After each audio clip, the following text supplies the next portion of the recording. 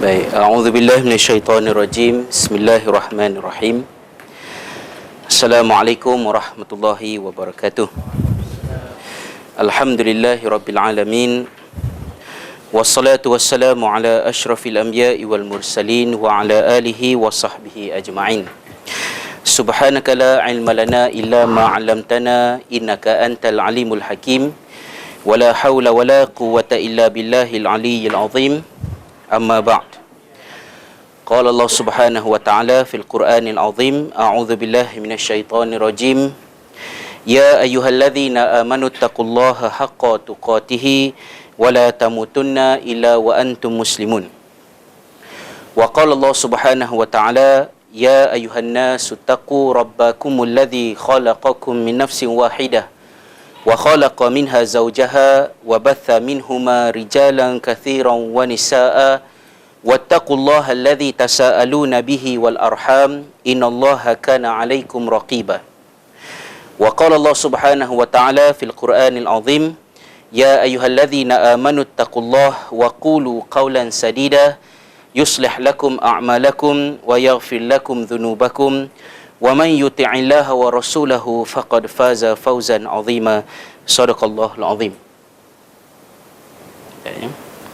Baik, alhamdulillah, tuan-tuan dan puan-puan, muslimin dan muslimat yang dirahmati Allah Subhanahu wa taala sekalian, kita panjatkan rasa kesyukuran kita kepada Allah Subhanahu wa taala kerana di atas limpahan kurniaan nikmat yang diberikan oleh Allah, kita bertemu pada malam ini di dalam majlis pertemuan bulanan kita di An-Nida ini untuk sama-sama kita menyambung perbincangan kita berhubung dengan mengambil iktibar daripada 4 kisah yang terdapat di dalam surah ke-18 Al-Quran, iaitulah surah Al-Kahf, yang mana di dalam pertemuan yang lepas kita telah selesai membicarakan berkenaan dengan kisah Musa AS dan pengembaraannya bersama dengan Khidir AS.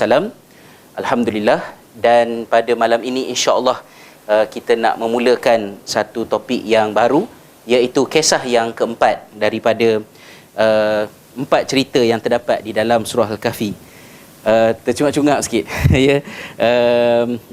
Itulah maknanya, minta maaf kalau terabur sikit. Macam itulah ya, dalam 2-3 minggu ni dia macam tak berapa betul sikit lah orang kata bila dah tua-tua nak mengaji tu tanggunglah akibat dia kan ya. Bila saya sambung belajar di UKM tu, oleh kerana UKM tu kini bertaraf Universiti Penyelidikan jadi banyaklah penyelidikan yang diagih-agihkan kepada pelajar. Kalau jabatan-jabatan yang lain tu mereka mempunyai privilege kerana mempunyai pelajar yang ramai ya, pelajar jabatan syariah, jabatan Quran dan Sunnah, jabatan dakwah, ada ramai pelajar, 50 orang pelajar baru untuk new intake. Tetapi jabatan saya ni, jabatan Tamadun Islam, Sejarah dan juga Usuluddin Falsafah, hanya ada 4 orang sahaja pelajar baru kan. Jadi geran banyak, projek banyak, jadi diagih-agihkan tu seorang dapat banyak lah ya.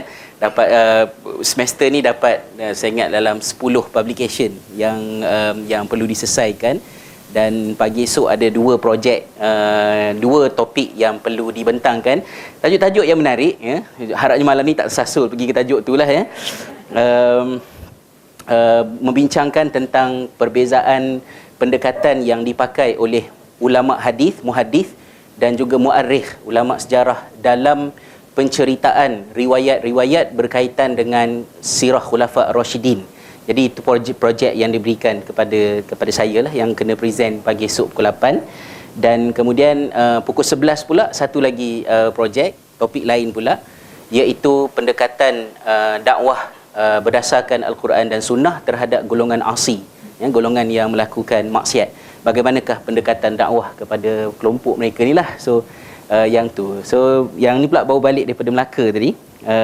Ada satu slot ceramah di Universiti Teknikal Malaysia Melaka. Jadi terabur-terabur sikit lah. Namun begitulah, mudah-mudahannya susah payah tuan-tuan dan puan datang daripada jauh ya, kumpul pada malam ni, dan saya juga semoga Allah mengampunkan saya melanggar sunnatullah tadi ya, apabila memandu tidak mengikut hal laju lah. Ya. Maknanya menggunakan ijtihad sendiri ya, jalan okey, semua okey, kereta pun okey, so pantailah 160 180 kan ya. Belum sempat lah, lebih kurang dalam setengah jam lebih lah sampai, 40 minit lah sampai Seremban ke sini kan.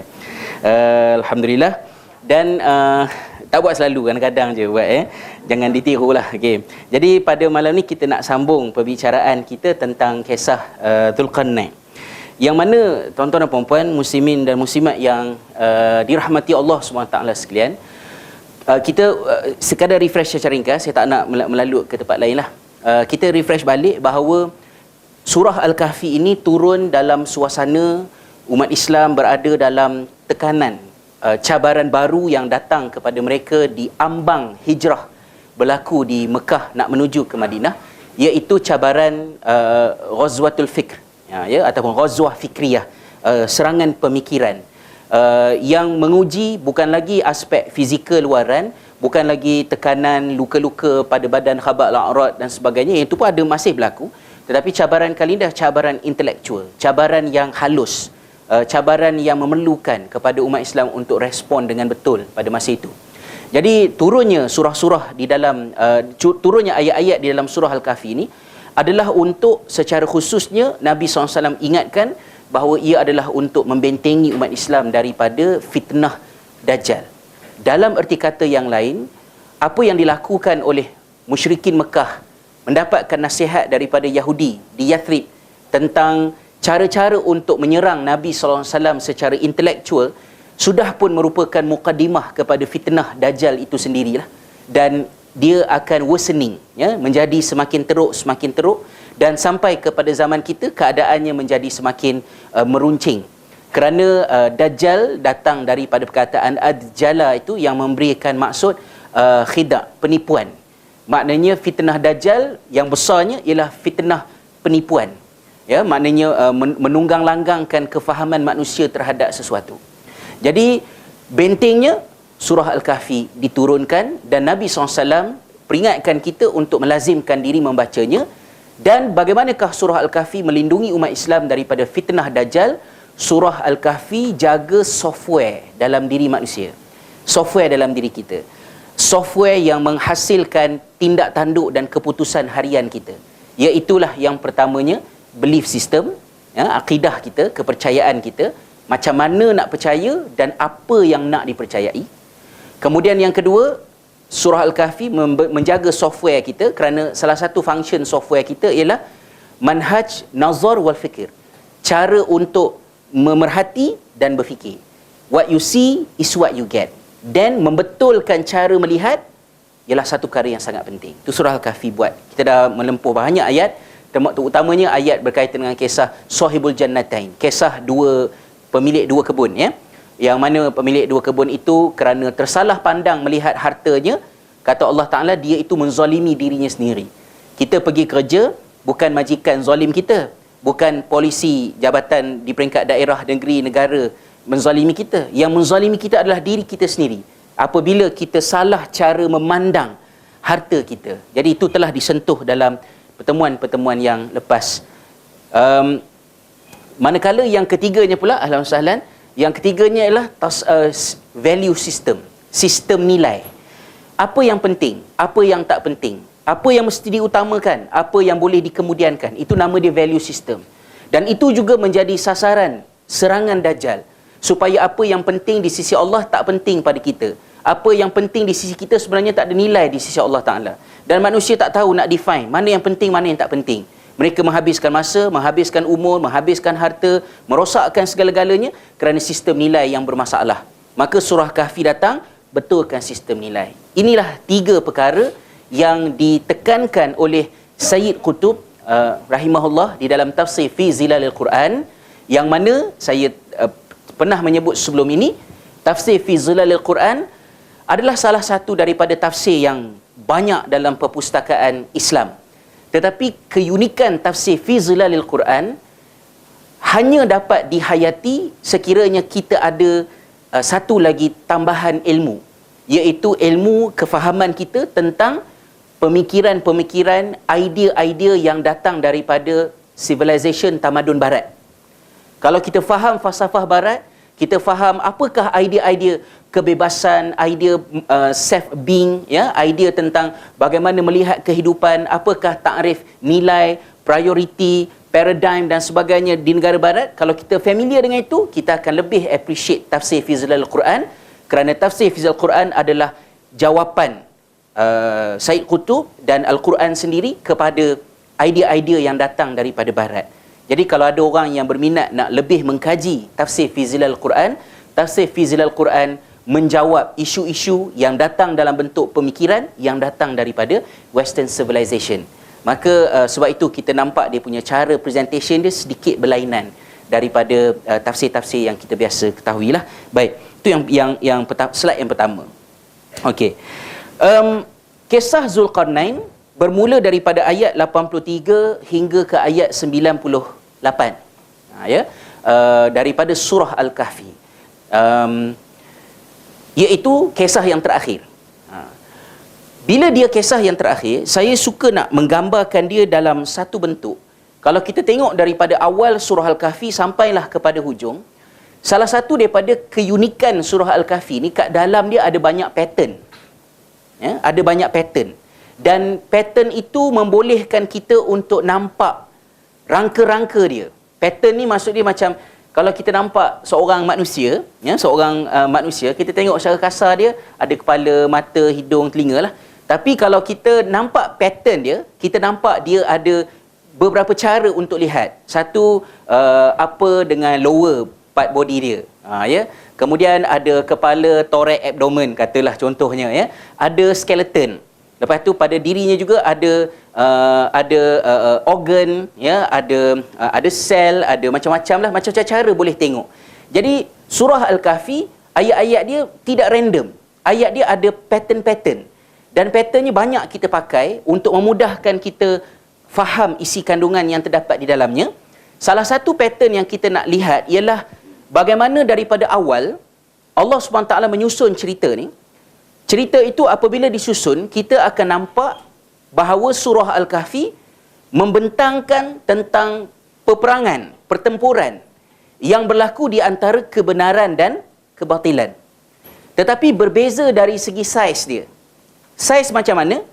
Dalam cerita yang pertama, cerita Ashabul Kahfi, golongan yang berada di pihak yang benar, saiz dia kecil.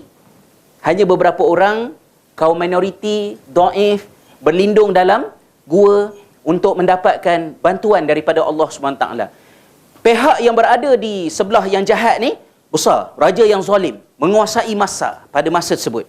So, kebatilan besar, kebenaran kecil. Tu dia punya, saya letakkan lukisan dia macam tu lah.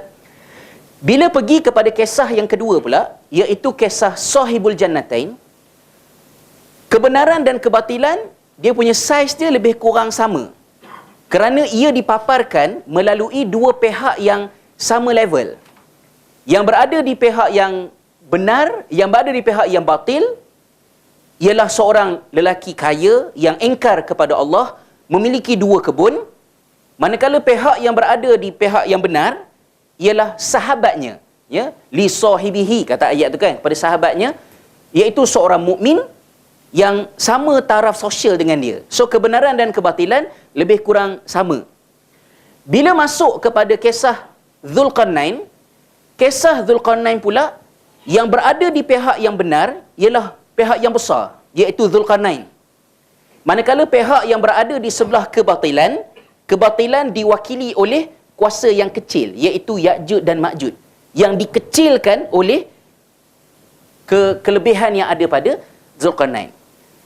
Hanya satu cerita yang tidak dimasukkan dalam pattern ini, iaitulah kisah Musa dan Khidir. Sebab kisah Musa dan Khidir bukan soal kisah pertembungan antara batil dan kebenaran, tetapi kisah Musa dan Khidir menceritakan tentang bekalan yang diperlukan untuk menyambut peperangan di antara kebenaran dan kebatilan ini, iaitu knowledge, ilmu pengetahuan. Jadi kalau kita nak rumuskan, kita katakan bahawa bila para sahabat membaca kisah Ashabul Kahfi, salah satu sudut yang boleh kita andaikan, saya istilahkan andaikan, kerana tidak ada kenyataan daripada sahabat menyatakan bahawa inilah perasaan saya. Taklah macam tu ya. Tetapi apakah kesan daripada membaca kisah ini? Kita andaikan kesan yang begini boleh timbul, iaitu bila mereka membaca surah Al-Kahfi, para sahabat akan dapat melihat bahawa ada masanya kebenaran itu kuat, kebatilan itu lemah. Ada masanya kebatilan itu kuat, kebenaran itu lemah. Ada masanya kebenaran dan kebatilan itu lebih kurang sama sahaja. Menunjukkan bahawa di mana-mana zaman sekalipun, pertembungan antara kebenaran dan kebatilan tidak akan berhenti. Maknanya ketika umat Islam kuat ke, ketika umat Islam lemah ke, kita tetap berhadapan dengan kebatilan yang menyerang kebenaran. So kita mesti sentiasa prepare tu. Jangan kita merasa kondusif dalam satu keadaan di mana kita rasa kita kuat, maka kita membiarkan dalaman kita lemah. Itu telah menyumbang kepada rosaknya banyak peringkat kehidupan umat Islam. Apabila mereka complacent, relax, merasakan bahawa semuanya berada dalam keadaan yang baik. Misalnya dalam kajian sejarah Osmaniyah, bila masuk kurun yang ke-16, kurun yang ke-17, itu presentation saya Jumaat depan. Satu lagi topik yang kena present pada Jumaat. Tak boleh submit saja, tak boleh present ya. Present bulan Januari sebab hari Selasa terbang ke Abu Dhabi dan juga ke Island. Yang tu topik tu. Tapi maknanya bila kita baca sejarah Osmaniyah dan mana-mana sejarah pun, kita akan nampak ketika umat Islam mula berada dalam zon selesa, mereka mula menghadapi masalah dalaman mereka.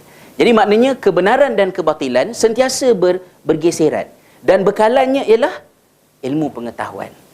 Dan ilmu pengetahuan, silalah rujuk kepada kisah Musa dan Khidir, kerana di dalamnya ada sangat banyak perkara bersangkutan dengan ilmu pengetahuan. Termasuklah, kalau yang first kali, yang simple kita nampak, Nabi Musa AS seorang rasul. Seorang rasul pun pergi cari ilmu, cari Khidir. Maknanya dah taraf rasul pun masih lagi berada dalam proses menuntut ilmu. So apatah lagi kita lah, lebih banyak lagi kena menuntut ilmu. Itu perkara tu lah. Okey, tak apa, ke depan lagi. Bismillahirrahmanirrahim, insya-Allah ya. Okey.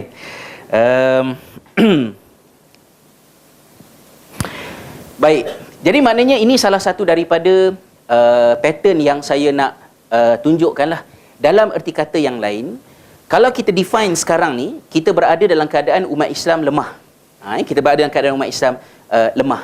Dan kita sedang mencari jalan untuk mengukuhkan Islam dan nilai-nilainya dalam kehidupan. Berkemungkinan keletihan kita ini akan berbayar dengan menyaksikan kemenangan. Wallahu a'lam, ya. Apabila kemenangan berlaku, jangan kita terlupa bahawa ketika Islam dan Muslim berada di pihak yang kuat dan menang, kebatilan tidak pernah berehat. Sebab itu sangat bagus untuk kita ni tidak lupa membaca pepatah-pepatah Melayu tu, ya. Kerana walaupun tidak terdengar keislamannya, tetapi nilai-nilainya bagus untuk menjadi pedoman, ya. Orang kata apa? Jerat tidak pernah melupakan pelanduk. Jerat tak pernah melupakan pelanduk. Pelanduk tu yang boleh terlupa, ya, bahawa ada jerat yang menanti. Jadi umat Islam mesti sentiasa berada dalam keadaan bersedia. Tu yang ayat Quran kata, wa a'iddu lahum mastata'tum min quwwah. Kita mesti sentiasa berada dalam keadaan bersedia, conscious apa yang sedang datang menguji kita. Okey. Baik. Bila kita masuk dalam kisah Zulkarnain ini adalah di antara beberapa persoalan popular yang akan timbul berkenaan dengan Zulkarnain. Dan saya tidak pastilah sebab nampak macam ramai juga wajah-wajah baru yang saya tak pernah nampak lagi lah sebelum ni. Adakah kehadirannya kerana Zulkarnain? Ya. Kehadirannya kerana Pak Din ke? Ya. Kehadirannya kerana saya ke? Ataupun kerana apa ke? Kita tak pasti. Tapi Zulkarnain ada daya tarikan yang tersendirilah. Ya. Sebab bila kita membicarakan tentang Zulkarnain, kalau di Malaysia terus akan keluar 2 buah buku. Ya. Alexander adalah Zulkarnain, Alexander bukan Zulkarnain. Okay, so mana satu ni? Jadi ada orang hujah kat saya, dia kata Alexander bukan Zulkarnain adalah betul. Hujahnya sebab buku dia lebih tebal daripada Alexander adalah Zulkarnain. So senang kan, mana yang lagi tebal.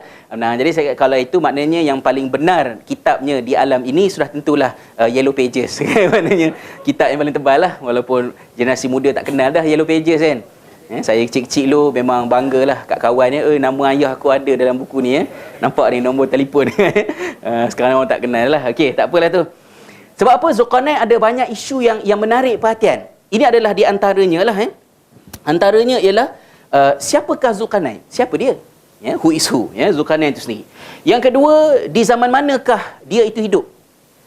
Kemudian di negara manakah dia memerintah? Peperangan-peperangan yang dia terbabit, kita tahu ada 3 peperangan yang besar, satu ke barat, satu ke timur dan satu lagi ke arah utara. Kemudian pengembaraan pertamanya ke barat, pengembaraan keduanya ke timur, pengembaraannya ke utara, yang ketiga ke kawasan mana, kaum apakah itu, di manakah temboknya. Of course ada satu lagi isu timbul, iaitu saingan dia bernama Ya'juj dan Ma'juj. Siapakah Ya'juj dan Ma'juj? Di manakah mereka berada? Apakah isu mereka? Adakah mereka telah keluar daripada tempat di mana mereka telah dikurung dan dikepung oleh tembok Zulkarnain tersebut? Dan seterusnya. Jadi topik-topik ini adalah topik-topik yang boleh menyebabkan habislah 3 tahun pun tak habis topik ni.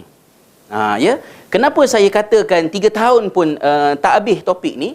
Kerana Fadilatul Syekh Khair Ramadan Yusof di dalam buku dia yang membicarakan tentang Zulkarnain, dia cerita kat awal buku tu bahawa dia berjumpa dengan seorang tok guru dia lah. Dia jumpa dengan tok guru dia, bertanyakan kepada tok guru dia pendapat beliau berkenaan dengan cadangan dia untuk menulis sebuah buku berkenaan dengan Zulkarnain. Ma ra'yuka ya ustaz an aktuba bahsan an Zulkarnain? Apa pandangan tuan Tuan Profesor Syekh tentang pendapat saya sebab saya nak menulis sebuah buku tentang Zulkarnain? Jadi kata tok guru dia, la taf'al, don't ever do it lah, jangan buat. Kata fastaghraba wa qala limadha. Lalu Syekh Dr. Khair Ramadan Yusof ni mengatakan bahawa Muhammad Khair Ramadan Yusof, dia kata kenapa pula, kenapa tak boleh tulis buku ni, should be sesuatu yang bermanfaat kan. Kata Syekh tadi, fa ajabahul alim li'annaka lan tasila ila natijah, engkau tidak akan sampai kepada natijah. Maknanya ini ialah satu assignment, ialah satu kajian yang tidak ada finding. Maknanya hujung dia tak ada finding, tak mencapai objektif. Kata dia tadilah. Akan tetapi Khair Ramadan Yusof telah tulis juga buku, dan bukunya tebal, banyak, telah diterjemahkan ke dalam bahasa Melayu, tapi terjemah dalam bahasa Melayu dia saya rasa tidak begitu baik. Terjemahan dia boleh dekat MPA semua dia jual. Zulkarnain Khair Ramadan Yusof, tajuk dia. Sudah diterjemahkan, tetapi memang setelah dibentangkan segala-gala isi yang pengetahuan maklumat tentang Zulkarnain, akhirnya kata Zulkarnain, di hujung buku saya ini saya tidak dapat membuat sebarang konklusi. So memang betul lah kata tok guru dia, you are wasting your time. Tapi orang kata selagi tak buat tak tahu. Buat dulu, buat bertahun-tahun, bentangkan semua, akhirnya tidak ada konklusi. Kenapa? Dia berkait rapat dengan komitmen kita kepada ayat-ayat surah Al-Kahfi yang membicarakan tentang Zulkarnain, iaitu Allah Subhanahu Wa Taala mempunyai kehendak yang tersendiri berkenaan dengan Zulkarnain. Meaning that daripada angle mana kita nak tahu tentang Zulkarnain, dan angle itu sudah berpada. Jangan pergi kepada perkara-perkara yang didiamkan oleh Allah tentang Zulkarnain, kerana perkara yang didiamkan itu didiamkan with a specific purpose. Tapi kalau you masuk juga, maknanya you are wasting your time, dan di hujungnya you tak dapat apa pun. Baik, jadi macam mana kita nak imbangkan antara benda ni? Kita tengok sikit-sikit lah. Di sini saya ada senaraikan beberapa buah buku yang dikarang dalam bahasa Arab berkenaan dengan sejarah Zulkarnain. Saya ada sedikit rasa kerisauan kerana sebenarnya saya telah mengupdate, mengemaskinikan slide ini dengan penambahan beberapa yang baru. Saya bubuh ke Dropbox saya, tetapi dia tidak keluar di sini. Jadi yang keluar ini rasanya yang lama. Jadi tak mengapa, yang penting saya dapat membacakannya. Al-Kahfi teruk betul, terabur sungguh, ya.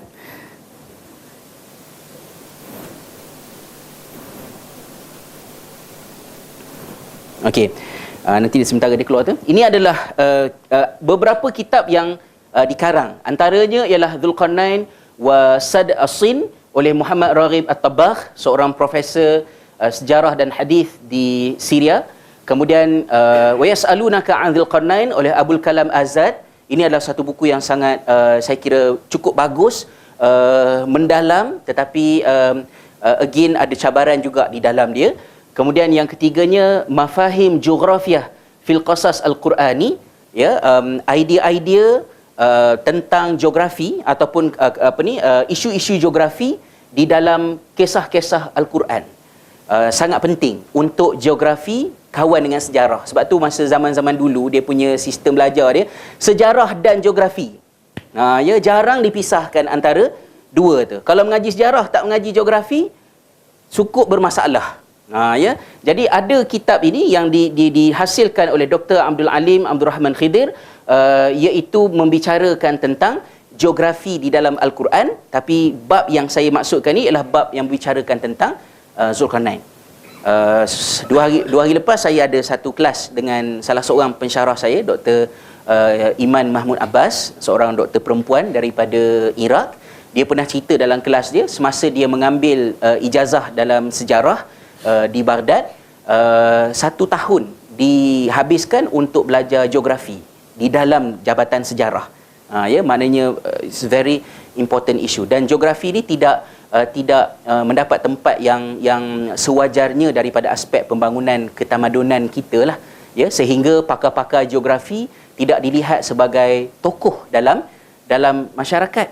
Sedangkan bila kita mengaji sejarah, kalau kita baca Rihlah Ibnu Batutah, ya, masa travel, menceritakan bagaimana orang-orang Melayu di kawasan Kepulauan Melayu ni, dia boleh mendapatkan mutiara daripada dasar laut, ya, dia masuk dalam tu, dia tak pakai pun alat-alat, ya, alat-alat semualah yang tertiup-tiup apa semua tu, memang kira macam tu je lah, masuk dalam tu, tahu berapa lama dia duduk dalam tu mendapatkannya. Dia ada teknik-teknik dan kemahiran, tetapi teknik dan kemahiran itu oleh kerana dia tidak bersangkutan dengan politik, dia tidak bersangkutan dengan kuasa kerajaan jatuh bangun, maka dia tidak dicatat seiringan dengan catatan-catatan sejarah yang lain. Maka orang tak dapat menonjolkan aspek tersebut.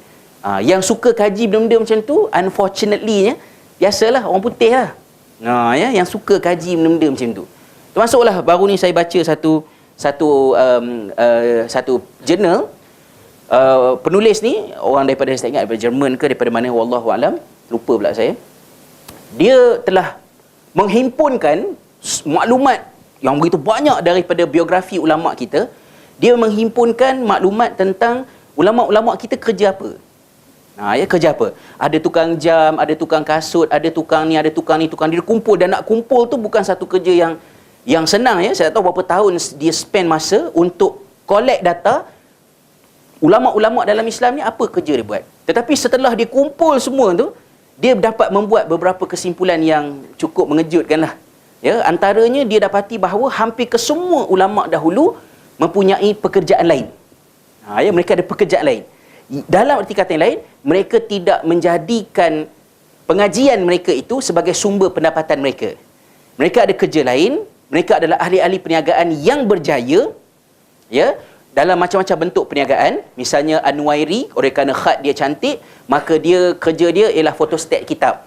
Zaman tu tak ada mesin fotostat, kan. Jadi dia salin dengan tangan lah. Katalah misalnya Sahih Al-Bukhari yang disalin oleh An-Nuwairi, dia salin satu-satu tulisan, sebab tulisan dia cantik, dan naskah itu dijual dengan harga 1,000 dinar emas. Ya, jadi pada masa itu untuk mendapatkan sebuah buku ialah satu privilege yang sangat besar lah. Ya, taklah. Bila sebut tak suka tu, taklah macam sekarang ni, kan, ya. Maknanya kalau kitab tu RM35 dah moncong dah. Menjual agama untuk dunia. Ya, kata, kan, ya. Kereta boleh pula mahal, kan, ya. Baju, handbag penuh dalam lemari, tak masalah pula. Tapi bab-bab kitab ni zaman tu nak beli satu Sahih Bukhari 1,000 dinar emas. Tanyalah 1,000 dinar emas berapa harga dia? Anwari jual sebab cantik ya. Sama harga dengan sekarang lah, sebab harga emas kan lebih kurangnya pada masa tersebut. Jadi yang orang tadi ni dia kaji semua benda tu, dia buat kesimpulan ulama-ulama dahulu mereka mengkaji mereka bekerja, mereka ada pendapatan, dan boleh dikatakan kebanyakan ulama ini mereka lah yang sponsor orang-orang yang mengaji dengan mereka. Ya, anak-anak murid mereka sendiri yang sponsor. Point dia untuk snap ya padri-padri daripada negara barat yang menjadikan gereja dan sermon mereka sebagai sumber pendapatan. Ya. Jadi finding dia tu adalah untuk ke arah sana, tapi kat sini pula terasa. Kat sini pula boleh terasa pula kan. Jadi tu saya nak beritahunya bahawa benda-benda macam ni penting. Jadi salah satu buku ni ialah Mafahim Geografiah, geografi dalam proses untuk memahami Al-Quran. Okey. Kemudian yang keempat ialah Zulkarnain Al-Qaid Al-Fatih wal Hakim As-Salih oleh Muhammad Khair Ramadan Yusuf. Ini yang saya sebutkan tadilah. Okey, dah keluar dah yang baru ni. Jadi ini adalah di antara beberapa buku yang boleh menjadi rujukan kita berkenaan dengan Zulkarnain. Baik. Tuan-tuan dan puan-puan, muslimin dan muslimat yang dirahmati Allah, untuk mengelakkan daripada kita tenggelam dalam persoalan-persoalan yang saya sebutkan sebentar tadi, yang kalau kita tengok dekat internet memang macam-macam dia punya perbahasan dia. Kitab ni kemudian keluar dalam bentuk dokumentari dan sebagainya. Kita perlu kembali kepada kaedah asal yang kita pegang dalam siri Ibrah Al-Quran ini, iaitu dalam perbincangan kita siri ni yang bermula daripada surah surah Yusuf selesai dah ya. Lepas tu kalau sebelum tu ada surah apa? Surah Kahfi lah kan. Surah Yusuf, kemudian surah Al-Kahfi. Al-Hujurat tak ada, belum lagi. Maknanya dua ni lah, surah Yusuf dan juga surah Al-Kahfi. Kita mengekalkan kaedah yang sama, iaitu cerita-cerita ini walaupun ada dalam buku sejarah, walaupun ada di dalam Bible, tetapi kisah ini adalah kisah yang berada di dalam Al-Quran. Maka bila dia berada dalam Al-Quran, maka kita melihatnya sebagai ayat-ayat Al-Quran. Kita melihatnya sebagai wahyu. Dan wahyu tidak boleh disyarahkan ataupun ditambah maklumat mengenainya pada riwayat-riwayat yang tidak dapat disabitkan kesahihan dia. Meaning that kita tidak mengikut rentak kepada soalan-soalan yang dibicarakan tadi, ya, kita sebutkan gini, tetapi kita hanya fokus kepada apa yang dibicarakan berkenaan dengan tokoh-tokoh ini tadi, maklumat tadi, setakat apa yang ada dalam Quran dan apa yang ada di dalam hadis-hadis yang sahih sahaja. Baik, jam ni dah betul ya. Bulan lepas saya tersilap tengok lambat 15 minit kan. Okey. Baik.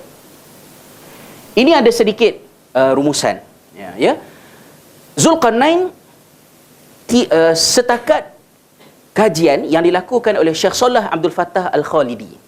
Maknanya saya menisbahkan kenyataan itu kepada Syekh Salah, iaitu muallif buku ini, menyatakan bahawa Zulkarnain tidak ada disebut di dalam hadis-hadis yang sahih. Hanya ada dalam surah Al-Kahfi saja kisah mengenainya. Dalam erti kata yang lain, kita tidak dapat menambah maklumat tentang Zulkarnain di peringkat maklumat yang sabit 100% yakin, melainkan pada apa yang sekadar diterangkan oleh Al-Quran dalam surah Al-Kahfi. So kalau ada maklumat-maklumat yang lain, kita kena letakkan garisan yang jelas pada memisahkan mana maklumat datang daripada Quran, mana maklumat yang tidak datang daripada Al-Quran. Kenapa saya sebutkan begitu? Kerana nak menyebut tidak ada dalam hadis sahih ialah satu statement yang sangat berat. Kita pada hari ini mesti meningkatkan adab kita dalam menyebut kenyataan-kenyataan yang seperti ini. Kalau nak kata benda ni ada dalam hadis sahih, statement itu mungkin lebih senang untuk dibuat, iaitu cari bila ada terbukti sahih, itu menjadi asas untuk kita katakan bahawa perkara ini ada dalam hadis yang sahih. Tapi untuk membuat satu kenyataan, benda ni tidak pernah dilakukan oleh Nabi SAW. Berapa banyak hadis yang you dah baca? Maksudnya tu, you dah habis baca ke semua hadis untuk boleh mengatakan bahawa tidak ada dalam mana-mana hadis menunjukkan bahawa Rasulullah ada buat sekian-sekian. So itu kadang-kadang kita kena sedikit berhati-hati. Saya agak gelisah melihat penggunaan nama Nabi SAW yang dipakai dalam banyak bentuk. Selain daripada makanan Nabi, ya, makanan sunnah, sebab itu dah makluh lah, ya, tiap hari kita dengar dekat radio ke sebagainya. Tapi ada juga misalnya dibicarakan, ya, misal katalah contohnya pengurusan cara Nabi, ya, pendidikan cara Nabi, ya, maknanya pengurusan konflik cara Nabi.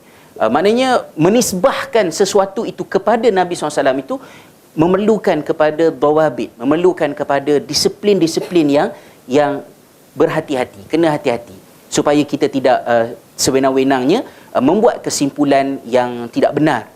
Bila kata tak ada dalam hadis, ya, tak ada, rupanya ada.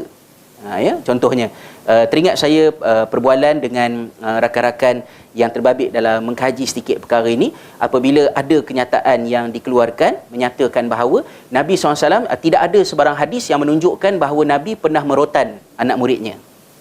Okey. Saya juga tidak bersetuju dengan perbuatan merotan yang dipilih sebagai satu kebiasaan.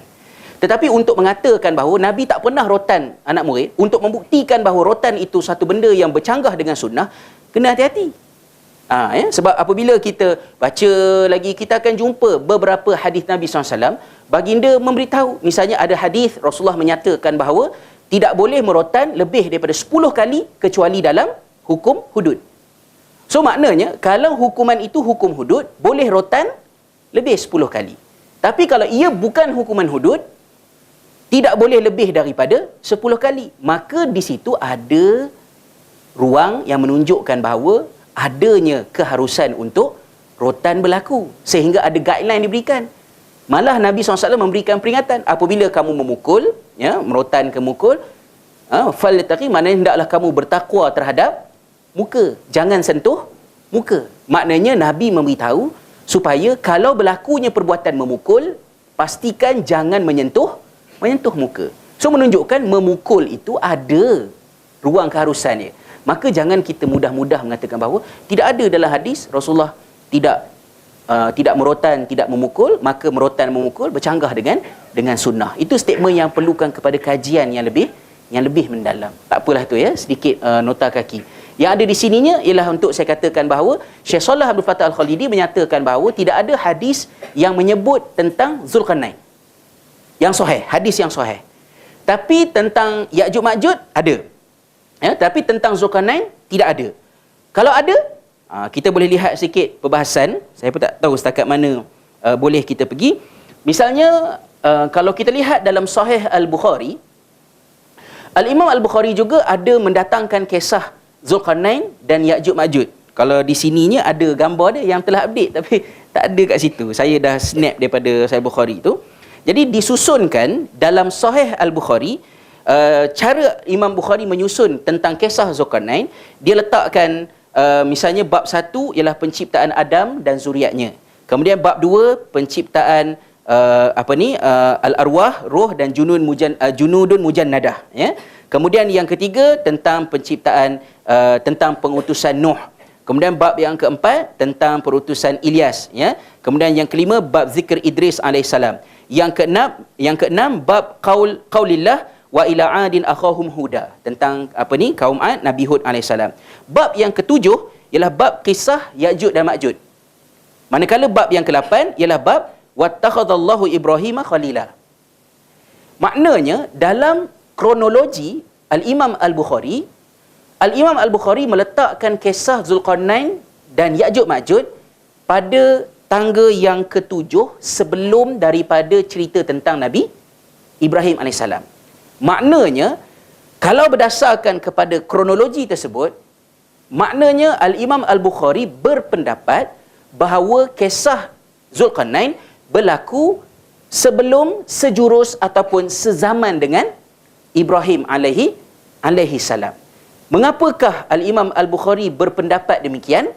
Kita tegaskan, walaupun Sahih Al-Bukhari itu hadis-hadis di dalamnya adalah hadis-hadis yang sahih, tetapi cara menyusun adalah merupakan ijtihad Imam Bukhari. Maka dia nak tak nak perlu meletakkan kisah Yajuj Majuj ni di satu tempat, maka dia kena finalize jugalah apa keputusan yang dia nak pegang. So berdasarkan kepada beberapa riwayat, maka dia memutuskan bahawa diletakkan kisah Yajuj Majuj dan juga Zulkarnain itu sebelum daripada kisah Ibrahim alaihi salam.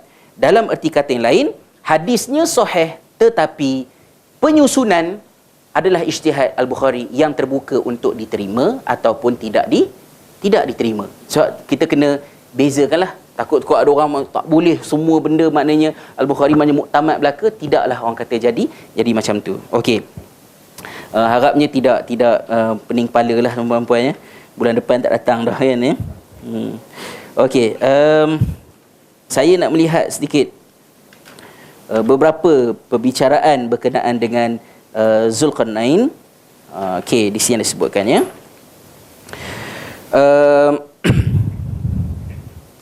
Ibnu Hajar Al-Asqalani, iaitu sahib Fathul Bari, syarah kepada Sahih Al-Bukhari, menegaskan bahawa pada pendapat Al-Imam Al-Bukhari, kisah Zulkarnain adalah kisah yang sezaman dengan Nabi Ibrahim alaihi salam berdasarkan kepada bentuk penyusunan tersebut. Ini berpunca daripada beberapa riwayat. Misalnya kata-kata daripada Ubaid bin Umair At-Tabi'i, inna Zulkarnain hajja masyian fasami'a bihi Ibrahim fatalaqahu, yang menyatakan bahawa Zulkarnain telah pergi mengerjakan haji dalam keadaan berjalan kaki dan dia mendengar tentang Ibrahim, lalu dia pergi berjumpa dengan Ibrahim. Begitu juga dengan pendapat qaul Ibnu Abbas, ya, inna Zulkarnain dakhala al-Masjidil Haram fasallama ala Ibrahim wa sahafahu. Kata Ibnu Abbas, Zulkarnain telah masuk ke dalam Masjidil Haram dan kemudian memberikan salam kepada Nabi Ibrahim dan mereka berjabat tangan.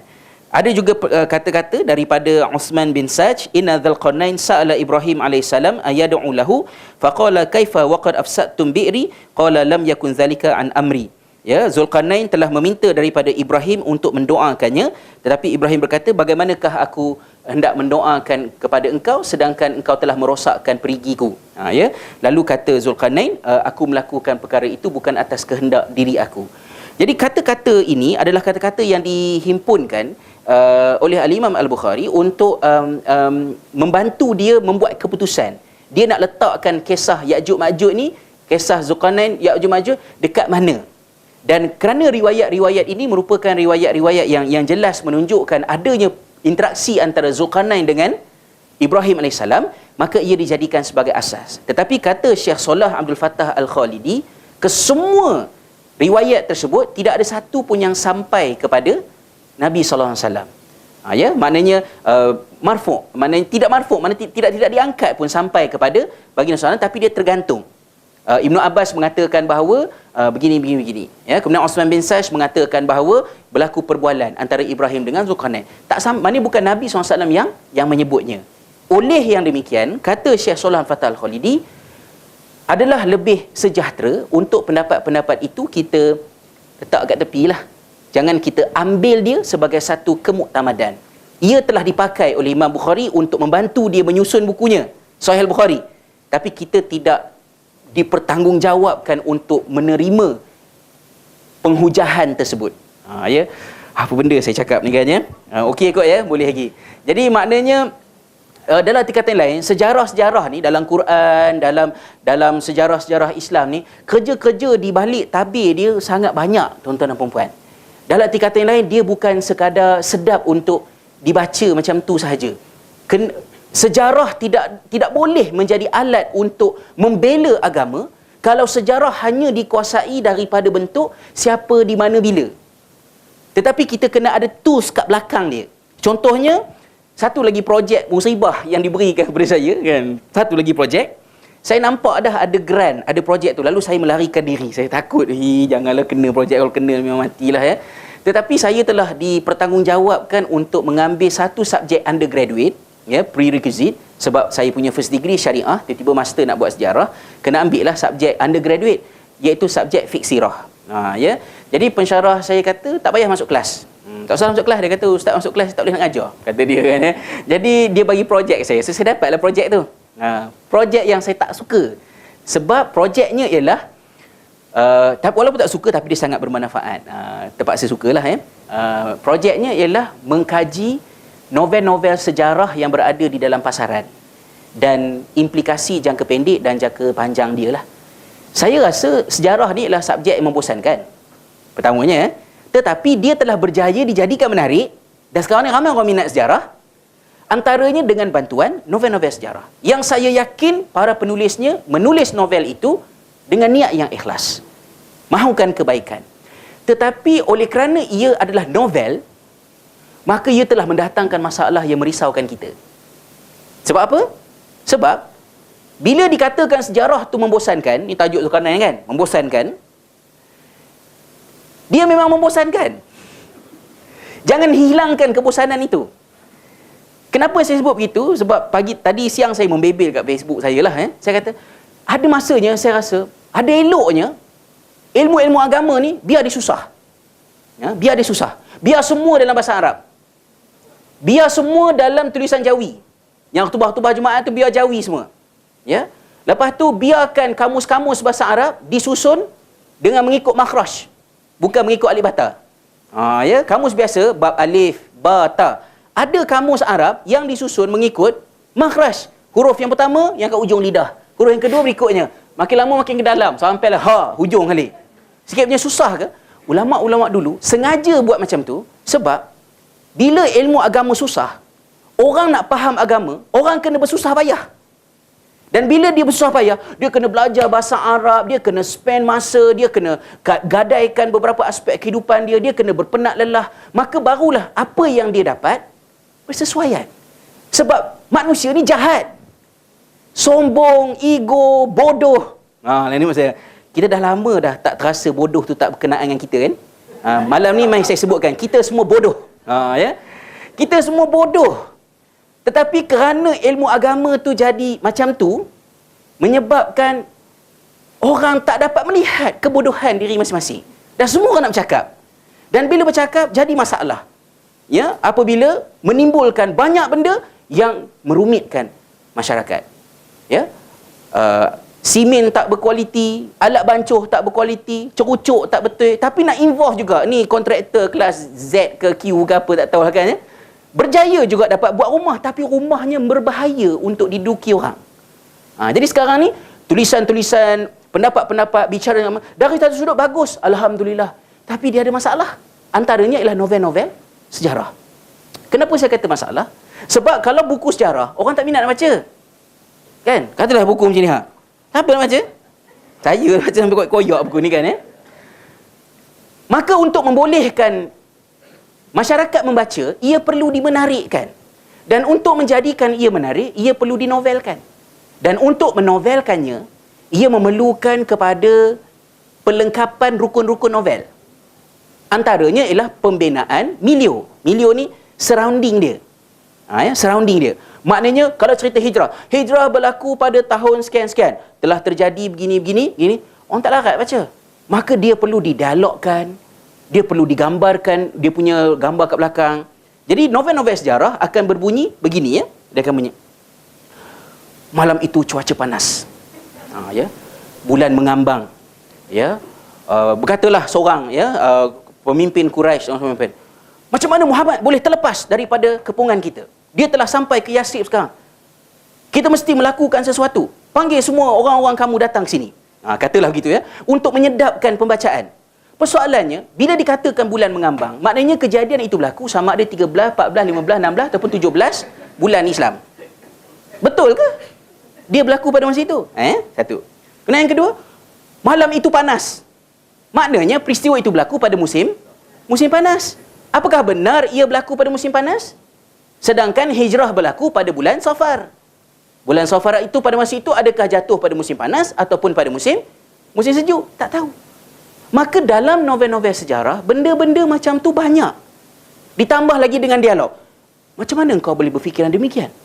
Entah, aku juga pening memikirkannya. Katalah contohnya. Ada ke disebut macam tu? Jadi bila benda-benda tu dibuat, bila baca novel sejarah, orang tak dapat bezakan antara fakta dan penambahan. Memanglah orang jadi minat sejarah. Dan lebih malangnya, pelajar-pelajar universiti membuat assignment rujuk novel sejarah. Sebab apa? Novel sejarah ada dekat kedai, ada dekat rumah, tak payah pergi library. Yang berabuk-berabuk, yang gelap malap, yang membosankan tu. Maka itu menimbulkan satu masalah baru dalam dunia akademik di Malaysia. Maka saya diberikan projek untuk menyelesaikan masalah ni. Dan Isnin depan ni, hari Isnin ni, kena present dekat UKM, finding dia, implikasi novel sejarah ni tadi. Itulah, ya, tuan-tuan dan puan. Kalaulah kita ni jenis kuat semangat, senang buat program, tak payah buat promosi hebat-hebat. Ya, membicarakan tentang Zulkarnain, sila datang. Dah, tak payah buat poster, ada gambar Ustaz Tiza senyum, ya. Lepas tu buh kat Facebook lah, inilah itulah apa semua. Lepas tu buatkan, adakah anda mempunyai plan lain? Ya, jangan ketinggalan untuk datang sini. Sebab apa? Nak kena bagi menarik baru datang. Susah jadi macam tu. Kalau kita macam sahabat-sahabat Nabi dulu, generasi Islam yang awal, mereka menyabarkan diri untuk mengaji benda yang memang membosankan. Mengaji agama memang membosankan, memang mengantuk, memang letih, memang tak menarik. Buat kata anak saya, kenapa semua buku Abi tak ada gambar? Kata anak saya, kenapa semua buku Abi tak ada gambar? Memang tak ada gambar. Kan, takkanlah kitab Majmuk Nawawi tu ada pula gambar-gambar kartun dalam tu kan. Memang tak. Tapi kerana dia tak menarik, kita kena lawan nafsu, kena lawan kemalasan, kena lawan rasa tak seronok nak mengaji, rasa bosan semua tu, demi untuk purpose yang nak dicapai. Tetapi bila kita membanyakkan proses untuk menjadikan dia menarik, dia telah mendatangkan satu kesan sampingan yang membimbangkan. Dan itulah yang sedang terjadi. Jadi kita kena elakkan semua benda tu, kita stick kepada maklumat-maklumat yang ada sahaja. Baik. Okey. Sedikit penambahan maklumat. Malam ni macam tak masuk je dalam kisah Zulkarnain ni. Sikit lagi ya. Akan tetapi kisah Zulkarnain, tembok Zulkarnain ada disebut dalam hadis yang sahih. Temboknya itu bukan tentang biografi Zulkarnain, ya, tentang tembok tersebut.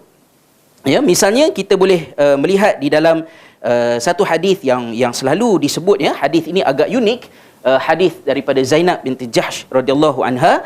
Anna Nabiy sallallahu alaihi wasallam dakhala 'alaiha fazi'an yaqul la ilaha illallah wailun lil arab min syarrin qad iqtarab futihal yawm min radmi ya'juj wa ma'juj mislu hadhihi wa halaqa bi usbihi al ibham wallati taliha faqalat Zainab binti Jahsh ya Rasulullah anuhliku wa fina salihun qala na'am idza kasura al khabath. Kata Nabi, hadis ni diriwayatkan oleh Al-Bukhari. Sini yang tulis ni Muslim pun ada, tapi yang dalam kitab ni yang saya ini saya rujuk pada yang lain, tapi yang ini daripada Al-Bukhari, hadis tersebut. Kemudian ada satu lagi hadis yang lain juga daripada Abu Hurairah radhiyallahu anhu. Nabi SAW menyatakan bahawa futihal yaum min radmi ya'juj wa ma'juj mislu hazihi wa aqda biyadihi tis'in. Ya, Nabi SAW terbangun daripada tidurnya fazi'an, dalam keadaan ketakutan, ya. Lalu baginda berkata la ilaha illallah wailun lil arab min syarrin qad iqtarab. Celakalah orang-orang Arab kerana satu bangsa, satu bencana yang akan terjadi, iaitu dinding yang membenting Ya'juj dan Ma'juj itu telah terbuka sebesar ini. Dan Sufyan yang meriwayatkan hadis ini melengkarkan jarinya membentuk angka 10, ya, dengan jari telunjuk dan juga ibu jari. Ya, saya pun tak tahu, kita tanya Ustaz Safizan kot, ya, mungkin boleh terangkan kan, ya, macam mana cara dia. Saya ambil dia punya syawahid daripada aspek sejarah sajalah, iaitu satunya hadis ini menyatakan bahawa baginda SAW telah melihat, dan apa yang baginda lihat ini adalah di dalam mimpi. Maknanya bukan baginda menyaksikannya dengan mata, tapi dalam mimpi. Dan mimpi para anbiya itu adalah mimpi yang benar, bahawa baginda melihat tembok Ya'juj dan Ma'juj itu sudah mula berlubang, ya, sudah mula pecah, Ya'juj Ma'juj hendak keluar. Lalu kata baginda wailul lil arab, celakalah orang-orang Arab. Ya, ulama-ulama tafsir menyatakan bahawa dikatakan celaka Arab itu bukanlah kerana Arab itu tadi, tetapi kerana bangsa Arab itu adalah merupakan kaum majoriti pada masa tersebut. Maka baginda dalam nak menimbulkan impak yang lebih besar, misalnya nak panggil orang pergi perang dan sebagainya, Rasulullah tak panggil lah wahai orang-orang beriman, Walaupun itu yang biasa, tapi dalam situasi-situasi yang tertentu, baginda akan menggunakan istilah-istilah yang boleh menggetarkan jiwa orang lebih daripada panggilan biasa. Maka contohnya, celakalah bangsa Arab.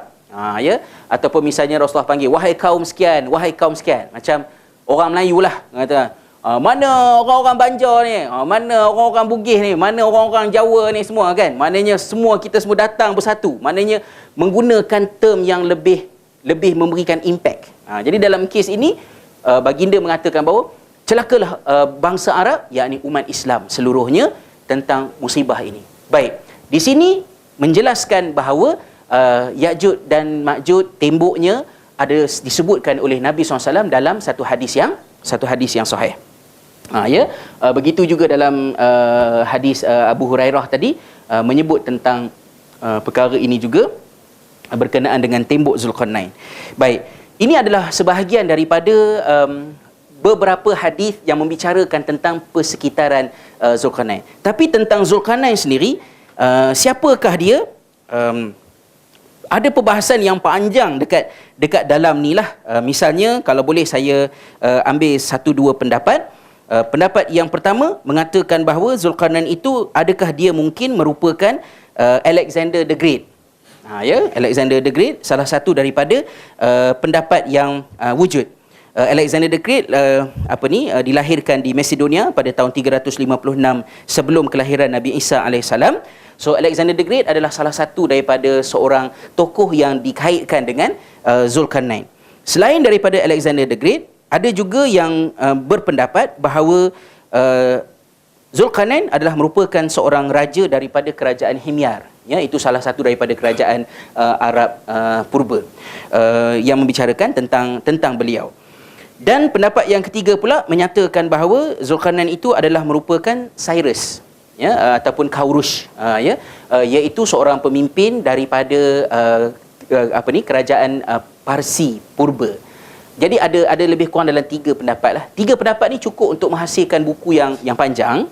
Tetapi cukup saya katakan bahawa hatta Syekh Shalih Abdul Fattah Al-Khalidi sendiri dalam buku ini menolak habis-habisan pendapat yang menyatakan bahawa Zulkarnain itu adalah Alexander the Great, dengan memberikan hujah bahawa Zulkarnain di dalam Al-Quran adalah seorang yang beriman kepada Allah, manakala Alexander the Great adalah merupakan seorang yang sangat buruk dia punya akhlak dia. Maka dia tak match. Dari sudut itu ada kebenaran dia, tetapi dari satu sudut yang lain pula ialah, apakah benar Alexander the Great seperti yang diceritakan oleh sejarah bahawa dia itu adalah jahat seperti yang ada dalam buku-buku sejarah barat? Dalam arti kata yang lain, Alexander the Great juga ada possibility bahawa dia juga asalnya merupakan seorang yang baik, beriman, tetapi masyarakat barat sendiri telah mencatatkan tentang dia dengan catatan yang salah. So kita kena consider juga kebarangkalian tersebut. Dan ilmu ini adalah ilmu yang disebut dalam bidang sejarah sebagai, saya pernah sebut beberapa kali sebelum ni, demythicization. Ya, demythicize, iaitu proses untuk menyaring myth. Ya, buang myth, cari yang sebenarnya apa. Ya, contohnya kalau kita belajar dalam Ancient Indian Civilization, tamadun Hindu purba, kita akan berjumpa dengan kisah yang menceritakan tentang katalah tentang Tuhan Brahma contohnya. Tapi bila kita buat proses demythicization, berkemungkinan taklah kata okey confirm betul, hipotesis, berkemungkinan bahawa Brahma itu adalah Ibrahim alaihi salam. Ya, dan kerana Ibrahim yang dibakar di dalam api dan peristiwa-peristiwa yang sedia dimaklumi oleh tamadun manusia tentang Ibrahim, setelah perjalanan sejarah yang panjang, akhirnya jadi Brahma, jadi api, jadi itu, dan dia menjadi sembahan kerana perjalanan sejarah yang panjang. Saya pernah sebut di sini sebagai perbandingan untuk mudah kita nak faham ni, kita tengok cerita Mahsuri. Ya, tentang kisah Mahsuri. Macam mana cerita Mahsuri? Mahsuri itu wujud dalam sejarah, tetapi cerita mengenainya adalah legenda, myth.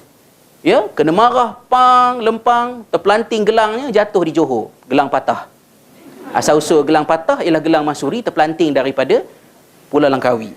Ya, lepas tu Mahsuri bersumpah 7 keturunan, maknanya sampai orang kata kering kontang lah Langkawi tu. Saya pun Sebab saya masa tu kecil kot, masa tu saya sekolah rendah. Perbincangan tentang mengatakan bahawa sumpahan Mansuri telah berakhir.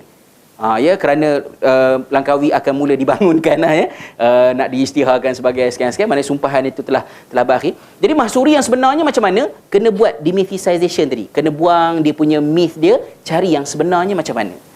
Jadi tidak menghairankan ada orang yang boleh mengatakan bahawa Alexander the Great itu adalah Zulkarnain. Akan tetapi pendapat yang dipilih oleh Syekh Salah Abdul Fattah Al-Khalidi dan sikit masa ini lebih cenderung pada menyatakan bahawa Zulkarnain itu berkemungkinan besar adalah merupakan Raja Cyrus Parsi tersebut. Kerana tidak sulit untuk disamakan di antara karakter-karakter Zulkarnain yang Quran sebut dengan karakter Cyrus sebagai raja yang beriman kepada Allah. Pada masa itu agamanya adalah agama yang disebut sebagai Zoroastrus, macam mana nak menyebutnya? Saya tak reti nak menyebutnya. Yang agama itu asalnya adalah Zoroastura, agama itu asalnya adalah merupakan agama tauhid, tetapi kemudiannya dia telah rosak dan akhirnya menjadi agama Majusi yang menjadi pegangan Parsi. So kita kena track balik. Ada satu pulau dekat atas Pulau Langkawi, ada satu pulau, di tengah-tengah pulau itu ada patung yang disembah oleh penduduk di pulau tersebut. Pulau ini Thailand yang punya, tetapi patung itu nama dia adalah nama seorang Tok Guru. Tok Guru yang datang daripada Sumatera. Dia datang ke pulau tu nak mengislamkan penduduk tu. Dia baru ajar sikit agaknya, lepas tu dia meninggal dunia. Jadi tak sempat habis kitab dia ngaji tu. Jadi maknanya, tapi dia disayangi oleh penduduk di situ, maka mereka telah menyembah patung beliau lah. Jadi benda-benda macam tu memerlukan kepada kita untuk saring. Sejarah-sejarah Melayu apatah lagi lah, lebih banyak perlukan kepada benda-benda macam ni. Okey. Satu ayat je lah saya ambil sebagai penghujungnya, supaya orang tak marah kan. Apalah, datang dia jauh, satu ayat tu masuk. Yang tadi tu dia punya latar belakang, hadis dan sebagainya, bermula daripada ayat yang ke-83. Ayat 83 ini memberikan satu perincian yang penting kepada kita untuk memulakan perjalanan tentang Zulkarnain. Firman Allah Subhanahu wa taala, a'udzubillahi minasyaitonirrajim, wa yas'alunaka 'an dzil qarnain qul sa'atlu 'alaikum minhu zikra. Baik. Mereka bertanya kepada engkau tentang Zulkarnain. Katakanlah, aku akan bacakan kepada kamu daripadanya beberapa perkara tentang Zulkarnain tersebut. Baik. Dalam ayat ini ada beberapa isu. Yang pertama, ayat ini adalah respon kepada soalan yang ditanya oleh musyrikin Quraisy. Apabila mereka mendapat soalan cepu mas yang diberikan oleh konsultan Yahudi di Yathrib, yang menyuruh mereka untuk mencabar baginda SAW dengan 3 soalan. Soalan yang pertama tentang Ashabul Kahfi, soalan yang kedua tentang Zulkarnain, soalan yang ketiga tentang roh. So 2 ni dijawab dalam surah Al-Kahfi. Ayat tentang roh, yas'alunaka 'anir roh, diletakkan dalam surah Al-Isra, sebelum daripada surah Al-Kahfi. Baik. Maka ayat ini, wa yas'alunaka 'an Zulkarnain. Mereka wa yas'alunaka 'an Zulkarnain, mereka bertanya kepadamu tentang Zulkarnain. Katakanlah, sa'atlu 'alaikum minhu zikra. Qul yang disebut dalam ayat ini disebut di dalam tafsir sebagai qul at-talqiniyah. Ya, qul talqin. Kan talqin yang kat kubur tu, ya.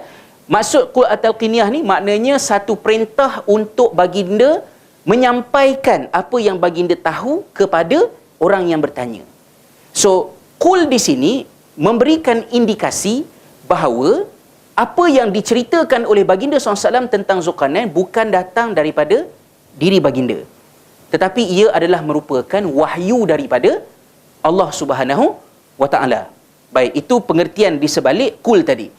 Sa'atlu 'alaikum minhu zikra. Perkataan yang penting untuk diberikan perhatian dalam ayat ini ialah minhu.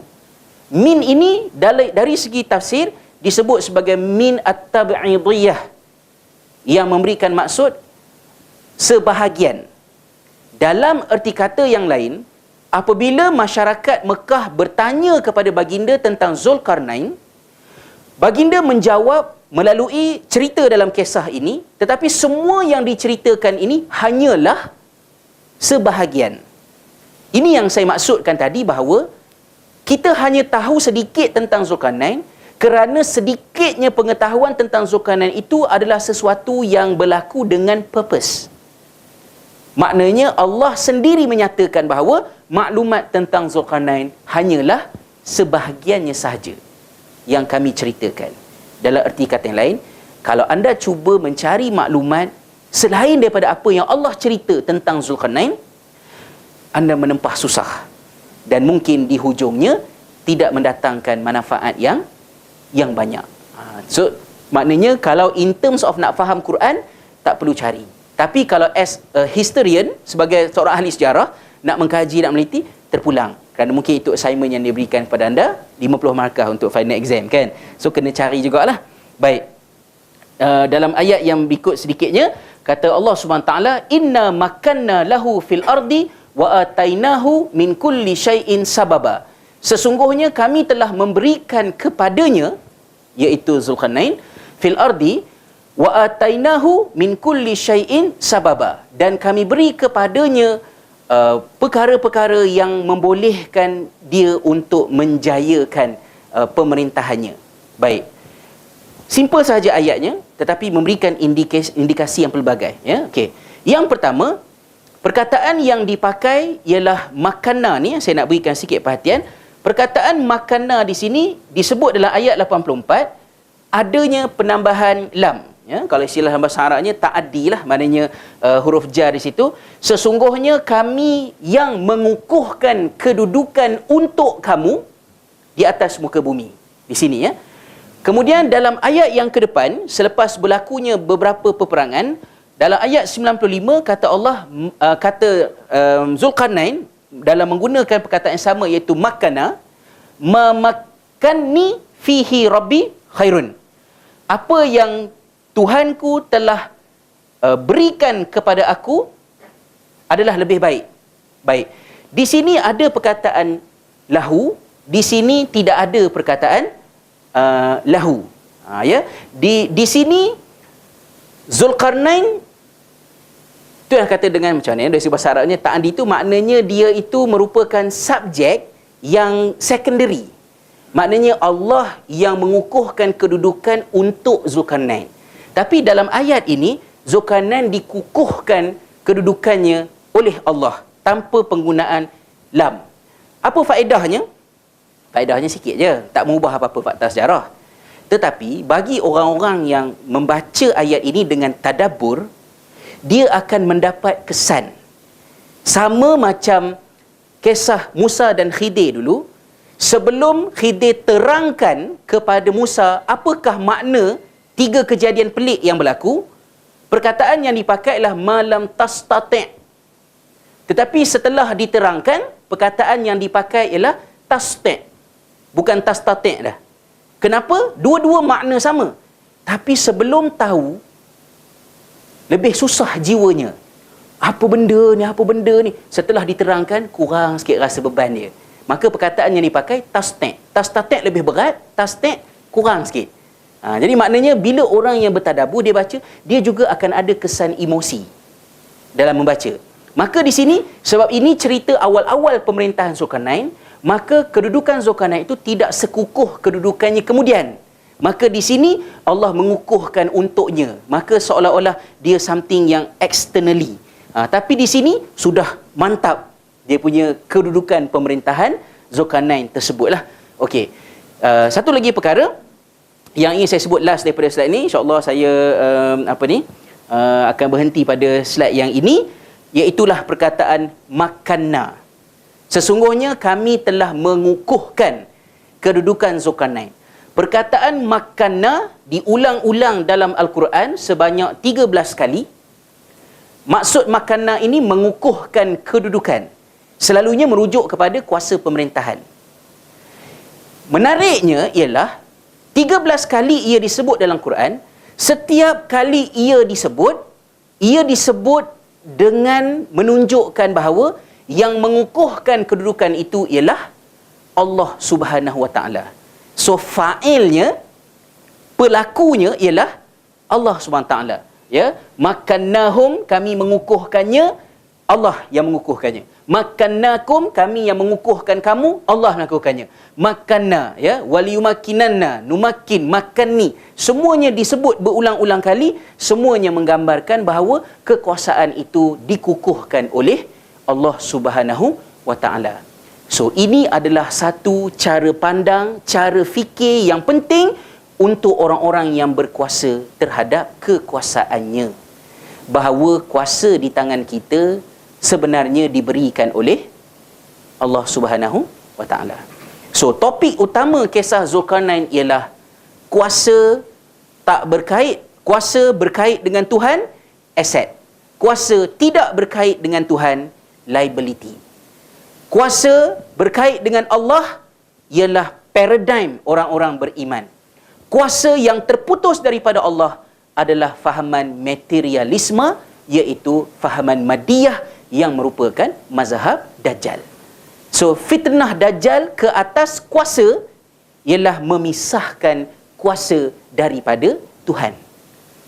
Untuk benda itu diasingkan. Sama juga dalam kisah yang sebelum ni, memisahkan harta daripada Tuhan. Kisah pemilik 2 kebun. Memisahkan akidah daripada Tuhan. Ashabul Kahfi. Memisahkan ilmu daripada Tuhan. Kisah Musa dan Khidir. So, dalam isu ini ialah isu Tuhan, Allah, kuasa mesti bersama. Tidak boleh terputus. Kalau ada orang pegang kuasa, dia terlupa kuasanya itu amanah daripada Allah, dia berkuasa, dia merasakan kuasa itu adalah kerana effort yang dia lakukan, maka menyebabkan dia powerful, maka dia telah terjebak di dalam fahaman materialisme, iaitu fitnah Dajjal ke atas para pemimpin. Apabila mereka gagal melihat kaitan kekuasaan mereka dengan Allah Subhanahu wa taala. So, paradigm ini mempengaruhi cara Zulkarnain mentadbir kat depan-depan esok, yang insya-Allah akan kita sentuh dalam pertemuan yang seterusnya lah, kalau ada nyawa minggu depan, insya-Allah. Ya, maknanya apa akidah, apa keimanan, apa sistem nilai, apa kepercayaan seorang pemimpin sangat mempengaruhi kepimpinannya. So, tak boleh dipisahkan politik daripada moral. 3 hari lepas, dalam subjek kajian teks sejarah Islam, Dr. Iman yang Iraq tadi, saya cerita tadi, kami untuk minggu lepas, kami pilih satu teks, iaitu daripada kitab Al-Kharaj yang dikarang oleh Abu Yusuf, sahib Abu Hanifah. Kitab yang membincangkan tentang pengurusan harta, ya, tentang tentang kharaj, tentang zakat, tentang segala macam cukai yang ada dalam pemerintahan Islam. Kitab itu adalah kitab yang ditulis atas permintaan Khalifah Harun Ar-Rasyid. Ya, zaman Khalifah Harun Ar-Rasyid ni ialah zaman ekonomi bagus. Ya, maknanya zaman ekonomi bagus. So, Abu Yusuf apabila menulis kitab Al-Kharaj untuk diberikan kepada Harun Ar-Rasyid, buku itu ialah manual ekonomi. Ya, dia rujukan penting untuk orang yang mengkaji ekonomi Islam, sejarahnya.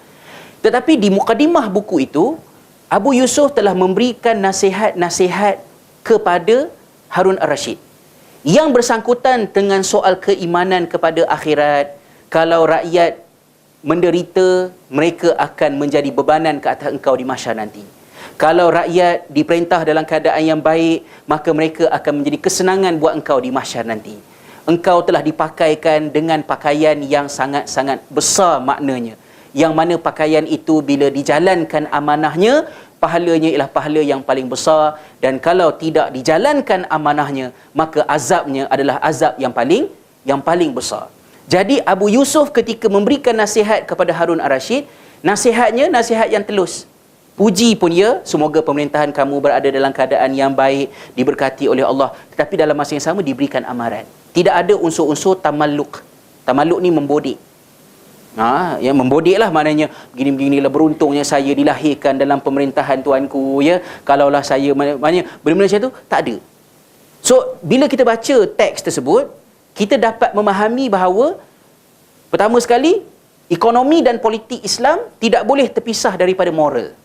So, there's no such as moral, satu benda yang ekonomi itu. Kekuatan ekonomi Islam ialah kerana nilai moral yang ada.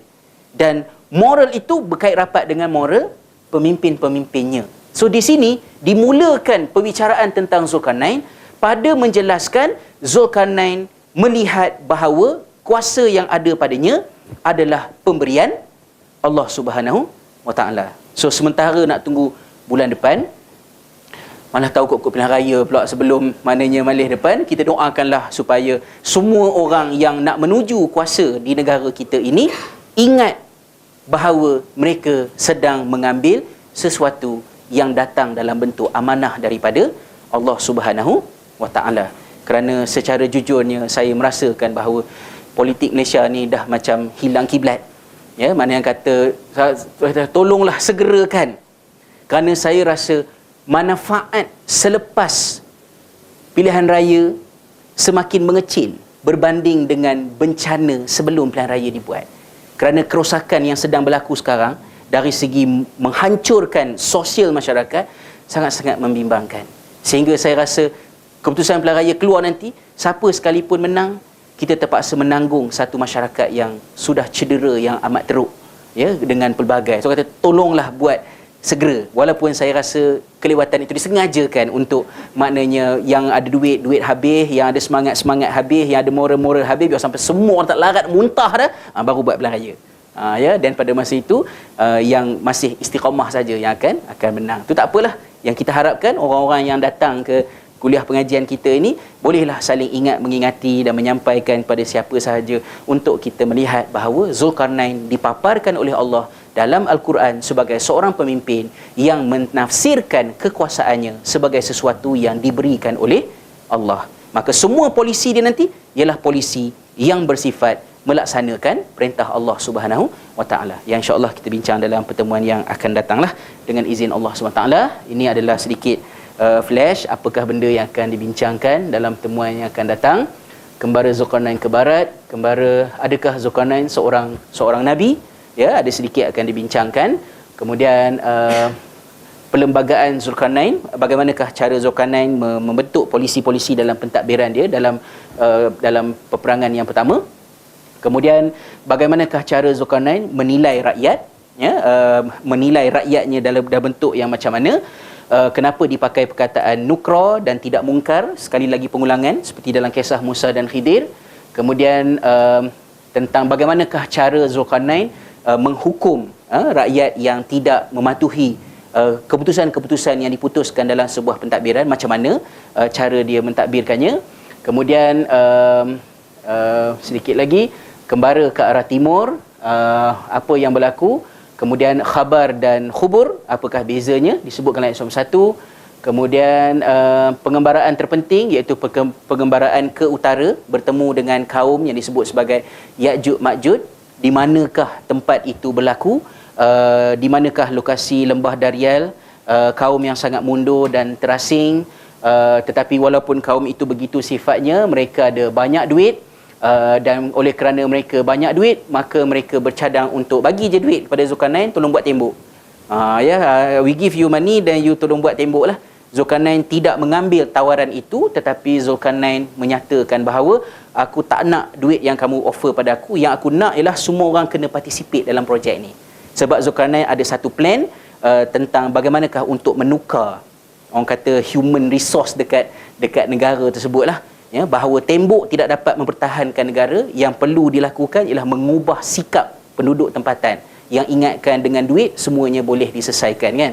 Jadi Zulkarnain ada buat kaedah itu, dan itulah sampai ke hujung-hujungnya yang insya-Allah kita akan saya cubalah untuk tidak melirik-lirik sangat supaya habis awal, dan kita boleh tengoklah surah-surah yang lain pula untuk kita perhatikan bersama. Jadi saya kira sekadar itu sajalah perkongsian pada malam ini. Mudah-mudahan adalah serba sedikit manfaat daripadanya. Seperti biasa saya buka teruslah, kalaulah ada persoalan, pandangan, feedback, pembetulan, silakan Wan. Silakan.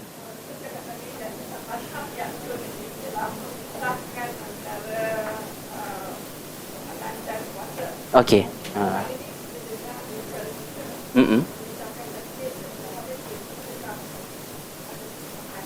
Okey, baik. Bila saya guna istilah mazhab tu, saya gunakan istilah mazhab tu kerana asalnya saya merujuk kepada sebuah buku yang ditulis oleh Abul Hasan Ali An-Nadwi, yang buku itu juga boleh dibeli dekat kedai-kedai buku. Harganya lebih kurang 16 ke 18 ringgit, kecil saja, iaitu Suratul Kahf, Faith versus Materialism, ya, iman versus kebendaan. Yang mana Abul Hasan Al-Nadawi merumuskan bahawa yang dikatakan Dajjal itu, mazhab Dajjal ialah mazhab materialisme. Materialisme bukan bermakna gila harta. Materialisme bukan makna gila duit, kerja workaholic ke apa dan sebagainya, buat on call ke apa, overtime ke, bukannya itu. Yang dimaksudkan dengan materialisme iaitu manusia terperangkap dalam dunia material sehingga dia tidak dapat mengaitkan material dengan sesuatu yang bersifat metafizik. Dalam bahasa mudahnya, tidak dapat mengaitkan yang tersurat dengan yang tersirat. Dia jadi orang yang superficial. Bila kita jadi manusia yang superficial, kita tak dapat appreciate value dalam diri manusia, kita tak nampak masalah-masalah dalaman. Bila pendidikan ada masalah, kita define masalah pendidikan sebagai komputer tidak update, ya, maknanya bangunan tak cukup kuat, ya, maknanya mungkin jumlah cikgu tak betul, kata-kata macam tu. Maknanya kita ambil yang superficial, kita tak nampak krisis kat dalam. Dajjal nak yang tu. Dia nak menghasilkan manusia yang tak ada insight. Manusia yang tak nampak dalam diri dia. Ya, estetik. Manusia yang boleh mengasingkan. Dia tengok diri dia. Aku ni orang jenis macam mana? Kenapa? Itulah mazhab Dajjal. Material. So, dipisahkanlah. Akidah dipisahkan daripada Tuhan. Sehingga tengok benda-benda ajaib boleh menambahkan iman. Wah, ikan Tuhan. Wah, maknanya awan Allah, ya. Maknanya apa ni, telinga tulis lafzul jalalah Allah kat telinga. Yang tu. Tapi kalau memikirkan tentang Allah, dia tak mampu. Dia kena tengok something baru boleh dikait dengan Tuhan. So itu akidah dalam fitnah Dajjal. Harta terpisah daripada Tuhan. Harta menyenangkan aku, mengekalkan kedudukan aku, tak dapat kait dengan Allah. Tak nampak harta diberikan oleh Allah. Jadi fitnah. Jadi itu yang melakukan pemisahan. Dalam konteks soalan puan tanya tadi, kalau sekiranya dikatalah misalnya dalam masyarakat kita, masjid dipisahkan daripada, nak dipisahkan daripada apa? Ya, pisahkan daripada kehidupan, pisahkan daripada politik, macam mana? Dia boleh jadi buruk, dia boleh jadi baik. Ya, kalau kita gunakan satu istilah, katalah sekularisme. Ada sekularisme yang baik, ada sekularisme yang buruk. Ya, sekularisme yang baik, ada ke sekularisme yang baik? Antara sekularisme yang baik ialah urusan-urusan pentadbiran dikelas-kelaskan. Ada orang uruskan aspek agama, ada orang uruskan aspek jalan raya, ada orang uruskan aspek ini, maka mengasing-asingkan sehingga terhasilnya satu jabatan, nama dia Jabatan Agama Islam. Itu ialah satu manifestasi sekularisme dari segi pengurusan, dan itu tidak salah dari segi Islam. Kalau kita tengok kerangkanya dalam kerajaan Osmaniyah, kita boleh katakan kerajaan Osmaniyah tu sepanjang pemerintahannya ialah pemerintahan yang sekular dari segi itu. Mengasingkan, maknanya ada allocation, orang ni uruskan aspek ni. Tapi sekularisme yang jahat ialah setelah ada Jabatan Agama Islam, Jabatan Agama Islam hanya berhak untuk bercakap tentang nikah kahwin, maknanya tentang kenduri kendara, talqin, hak tu je. Tapi untuk memberikan nasihat, jangan maknanya salah gunakan rasuah, urus takbir semua, Jabatan Agama tak boleh cakap apa-apa. Itu sekularisme yang evil. Itu bercanggah dengan Islam. Kerajaan Osmaniyah memang ada orang agama, Syekhul Islam, orang agama, jabatan agama. Tapi dia atas lebih daripada sultan. Ya, Sultan Sulaiman Al-Qanuni, kalau tidak silap saya. Ya, dia dipanggil datang ke mahkamah untuk menjadi saksi dalam satu kes perbicaraan. Syekhul Islam, maknanya ulama lah, mufti negara, bantah. Oh, kesaksian sultan tidak valid. Sebab tak datang sembahyang jemaah berapa hari-hari tu, berapa hari bulan, dan tidak diketahui apa sebabnya. Kena mengaku dulu, saya mengakui salah, tercuai, tak datang sembahyang jemaah, dan menyatakan maknanya taubat dia, maka barulah kesaksian dia valid dalam kes perbicaraan mahkamah sebut. Itu maknanya pengasingan, tapi pengasingan yang functioning. Ya. Jadi kalau masjid dipisahkan daripada orang kata aspek-aspek lain ni, saya kira dia boleh jadi baik, dia boleh jadi tak baik lah. Yang jadi tak baiknya ialah apabila masjid diasingkan dan dianggap sebagai semata-mata tempat untuk semayang sahaja, lepas semayang balik, dia bukan menjadi nadi masyarakat. Maka saya rasa itu satu benda yang harus kita hindarkan lah, kerana masjid harus menjadi tempat untuk umat Islam bersama. Tapi kalau kita kata okey, kita jauhkan, maknanya membicarakan tentang politik kepartian, elakkan untuk masjid. Saya kira itu ada kewajarannya jugalah. Ya. Kita ni kadang-kadang kata politik tak boleh asing daripada Islam. Betul. Tapi politik kepartian mungkin perlu diasingkan untuk meraihkan masyarakat. Maknanya tak semestinya bila cakap politik mesti bab parti. Kerana politik lah politik, parti lah parti. Memang saya memang tak pandai politik kan, jadi nak sebut pun tak masih. Jadi lebih kurang gitulah, maknanya sedikit respon saya lah pada apa yang puan tanyakan tadi. Wallahu alam. Ya, silakan. Saya pernah baca riwayat yang mengatakan Nabi Khidir ni datang melawat jenazah Rasulullah waktu Rasulullah wafat. Jadi saya nak, boleh tak Ustaz bagi ulasan tentang bahasan ulama yang mengatakan kononnya Nabi Khidir ni masih lagi hidup sampai sekarang dan akan cuma akan tinggal sewaktu kifat pertama kan. Itulah masa kita membicarakan tentang kisah Musa dan Khidir dulu, ya. Siapa Khidir? Saya ingat lebih kurang dalam 6 bulan sudah ke lebih kurang macam tu kan, ya. Kita telah menekankan poin yang sama, iaitu membicarakan tentang Khidir sangat terbatas, iaitu ada beberapa hadis dalam Al-Bukhari dan Muslim menceritakan tentang Musa jumpa dengan Bani Israel. Bani Israel tanya, siapa yang paling berilmu? Musa kata, saya orang paling berilmu. Allah Ta'ala tegur. Allah Ta'ala kata, bukan engkau orang yang paling berilmu, tapi yang paling berilmu adalah hamba aku, iaitu Khidir. Maka pergi cari Khidir, mengaji dengan dia. So Musa jalan, jumpa dengan Khidir, berlaku sedikit dialog dan mereka berjalan bersama.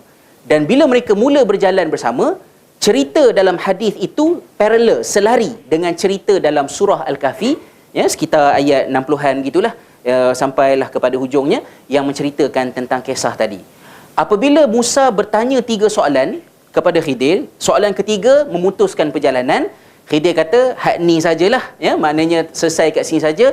Kisah pertama ini, kisah kedua ini, kisah ketiga ini. Selepas daripada itu langsung tidak ada sebarang ayat Al-Quran ataupun nas yang menceritakan ke mana Khidir selepas itu. Walaupun dia banyak kedapatan di dalam buku-buku yang dibicarakan, tetapi kesemua riwayat tersebut berdasarkan kata Syekh Salah adalah pendapat yang tidak dapat disandarkan secara sahih kepada Nabi SAW. Maka termasuklah kisah Zulkarnain masih ada, tidak mati lagi. Kemudian itu riwayat-riwayat, maklumat-maklumat itu apabila dianalisa, dicerakinkan, ya, didapati ia banyak dipengaruhi oleh pendapat-pendapat dalam al-Israiliyat, dalam legacy biblical yang juga menyentuh perkara yang sama tentang Yusha bin Nun, tentang ini, sehingga berlakunya percampuran fakta di antara apa yang disebutkan dalam Quran dengan apa yang datang daripada Israiliyat tentang Khidir tadi. Maka yang termampu untuk saya menyatakan bahawa pengetahuan saya tentang Khidir terhenti setakat perpisahan yang berlaku antara Khidir dengan Nabi Musa AS di hujung tadi. Yang selanjutnya daripada itu memang tak tahu nak cakap, tapi kalau adalah para ulama yang membicarakannya, saya rasa saya petik balik macam tadilah. Kata Syekh Salah, walaupun Ibnu Abbas sendiri ada menyebut bahawa Ibrahim bertemu dengan Zulkarnain, tetapi oleh kerana riwayat itu hanya terhenti setakat Ibnu Abbas dan tak dinisbahkan pun kepada Nabi SAW, maka riwayat itu tergantung begitu sahajalah. Maknanya kita tak mengambilnya sebagai satu kemuktamadan. Jadi kalaulah ada kebenaran tertentu tentang Khidir, wallahu a'lam. Setakat ilmu kita, setakat yang Quran nak kita tahu, isunya hanya terhenti setakat pengembaraan antara Musa dan Khidir lah. Jadi yang lebih daripada itu, kalau orang yang kata tetap juga ada, dia itulah yang kena syarahkan. Kalau tanya pada saya, bahasa jahil saya ni tak adalah. Samalah macam kisah dulu kita sebut kisah Yusuf, ya. Setelah Yusuf menyelesaikan masalah dengan Zulaikha, Imratul Aziz, Zulaikha aka Zulaikha mengaku dia telah memfitnah Yusuf, maka Yusuf telah dibebaskan daripada penjara, berhenti setakat tu saja. Yang kemudiannya kata Yusuf kahwin dengan Zulaikha, lepas tu Zulaikha menangis sampai buta mata dia dan sebagainya, kemudian mereka bersatu, hidup bahagia, lepas tu masuk pula dalam doa kat nikah kita sebagainya. Memang tak ada sumber. Yang adanya ialah daripada hikayat-hikayat Parsi yang elaborate. Novel tadi itulah. Tuan-tuan bayangkan, novel sejarah tahun 2012 ni, kalau tidak dibendung, 50 tahun akan datang, tak tahulah macam mana bentuk kefahaman anak cucu cicit kita 50 tahun akan datang tentang sejarah. Mereka tak nampak dah kitab-kitab membosankan dekat almari ni.